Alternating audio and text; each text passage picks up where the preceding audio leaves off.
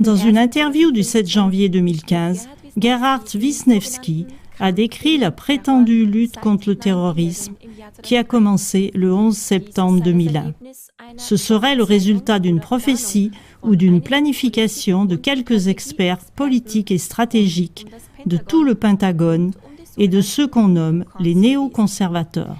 On appelle néoconservateurs des politiciens américains qui, sous couvert de démocratie et de liberté, défendent le droit des USA de diriger le monde.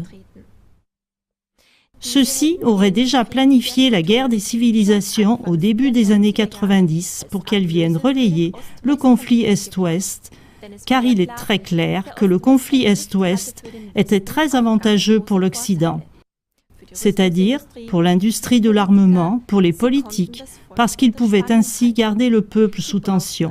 Ils avaient simplement besoin d'un ennemi, et c'est pourquoi ils ont planifié la prétendue guerre des civilisations pour qu'elle prenne la place des conflits Est-Ouest. Cela a été écrit en 1996 dans le livre Le choc des civilisations du célèbre politologue Samuel Huntington. Celui-ci aurait prédit ce qui n'existait pratiquement pas au milieu des années 90 et semblait moyenâgeux, des conflits religieux. Là, les services secrets occidentaux ont beaucoup de responsabilités, affirme Wisniewski, car c'est eux qui veulent attiser tant de haine jusqu'au point où, en quelque sorte, le moteur commence à tourner et où la guerre des civilisations démarre et tourne toute seule. Le but en est l'abolition totale des cultures et des religions afin que le nouvel ordre mondial puisse être mis en place. Gerhard Wisniewski, le 7 janvier 2015. La cible qu'est l'islam, par exemple, est en effet très importante pour plusieurs raisons. Pour des raisons religieuses, pour des raisons culturelles.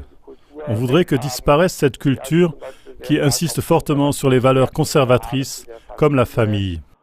Et d'autre part, on voudrait bien sûr aussi faire main basse sur les ressources situées dans les pays islamiques, telles que les ressources pétrolières.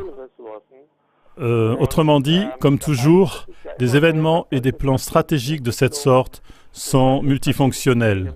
On essaie toujours de tuer autant d'oiseaux que possible avec une seule pierre.